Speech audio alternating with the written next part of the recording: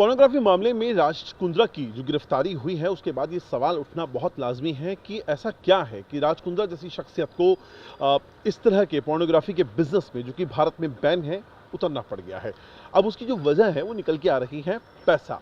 हम आपको आज सिलसिलेवार तरीके से समझाएंगे कि एक बड़ी रकम हर दिन के हिसाब से इस तरह के जो OTT प्लेटफॉर्म्स हैं इनके जरिए कमाई जाती हैं अलग अलग शक्ल में, चाहे वो रजिस्ट्रेशन फीस के तौर पे हो या फिर मूवी देखने के नाम पर हो, लाइव स्ट्रीमिंग के नाम पर हो, और ऐसे अलग अलग चीज़ें हैं जो एक तरह का इनकम सोर्स होता है और वो भी एक दिन में इनकी कमाई तकरीबन 2 से 2.5 लाख, कभी कभी 3 लाख के ऊपर भी चली जाती है।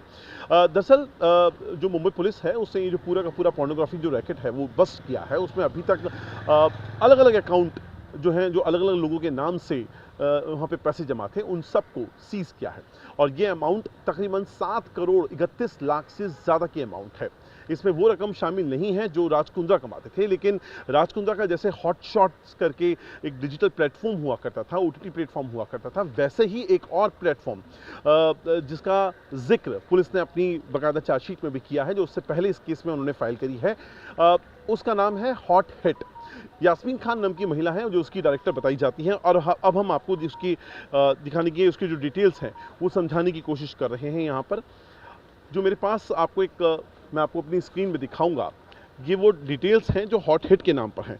अगर आप यहाँ पर डिटेल देख रहे हैं तो ये 3 फरवरी की है। आप देखते हैं हॉट हिट यहाँ पे आपको दिखाई दे रहा है।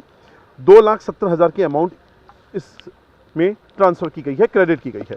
23 जनवरी का वापस से हॉट हिट है, आप देख रहे हैं, और जो अमाउंट है 95,000 है।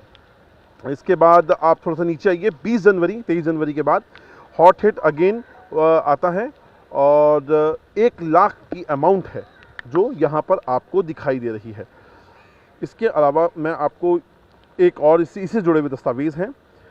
26 दिसंबर को इसी हॉट हिट के अकाउंट से, ये 790 जो अकाउंट नंबर है, वहाँ पे 10 लाख रुपए जमा करवाए जाते हैं, क्रेडिट करवाए जाते हैं। और ये डील अकेली नहीं है, ऐसा दिसंबर से लेके जनवरी फरवरी, ये 3 महीने हैं दिसंबर जनवरी फरवरी के, उसमें इसी तरह का जो पूरा अमाउंट है हर महीने के हिसाब से ट्रांसफ़र किया जा रहा था। अब ये आपको समझाने के लिए काफ़ी है कि एक OTT प्लेटफॉर्म पर जो इस तरह का पॉर्न कंटेंट जो कि फ़िलहाल भारत में बैन है, उसको डालने पर कमाई के सोर्सेज क्या होते हैं। अब इसके अलावा जो एक नया चैट निकल कर आया है जो राज कुंद्रा का है, वो ये वाली बात भी एस्टेब्लिश कर रहा है कि राज कुंद्रा ने अपना प्लान बी भी तैयार कर लिया था।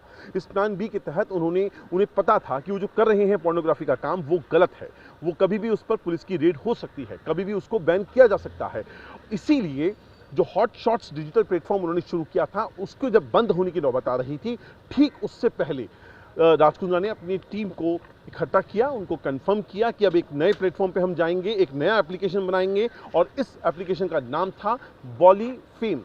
बॉलीफेम के लिए वापस से उसी पुरानी टीम को, जिसमें उमेश कामत शामिल था, प्रदीप बख्शी जो दिल्ली में, जो लंदन में बैठकर पूरा का काम कर रहा था, वो शामिल था, राज कुंद्रा था, और जो बाकी की टीम के मेंबर्स थे वो भी उसके अंदर शामिल थे।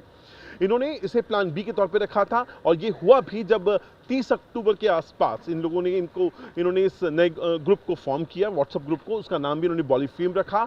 और फिर 18 नवंबर को जब इसको बैन कर दिया गया गूगल प्ले स्टोर से, तो ठीक उसके इनका टारगेट था कि 2 से 3 महीने के अंदर हम अपना एप्लीकेशन लॉन्च कर देंगे। इतनी इन लोगों की तैयारी थी। और यही नहीं, इस पूरे की पूरी अभी तक की इन्वेस्टिगेशन में एक इंपॉर्टेंट बात जो निकल कर आई है, चैट के माध्यम से राज कुंद्रा अपनी टीम को ये बात कन्विंस कर रहा है, खासतौर पे उमेश कामत जो इस पूरा ऑपरेशंस इंडिया में देखता था, इस पूरे पोर्नोग्राफी बिजनेस का, उसको इस बात के लिए कंफर्म कर रहा है कि जो OTT प्लेटफॉर्म्स हैं, जो कि पोर्नोग्राफी का OTT कंटेंट है, उसका आने वाला जो फ्यूचर है वो लाइव कंटेंट होगा, यानी लाइव स्ट्रीमिंग से जो पैसा आने वाले फ्यूचर में पोर्नोग्राफी में कमाया जाएगा, उसी का भविष्य आगे उनको दिखाई दे रहा था। तो आगे की जो स्ट्रेटजीज हैं वो भी इसी तरीके से डिजाइन की जाएं। तो ये कच्चा चिट्ठा अभी तक की पुलिस की इन्वेस्टिगेशन में इस पूरे पोर्नोग्राफी रैकेट से जुड़कर जो सामने आया है, उसको हम आपके सामने रखने की कोशिश कर रहे हैं। कैमरा पर्सन अजय तरलकर के साथ अंकुर त्यागी, जी मीडिया, मुंबई।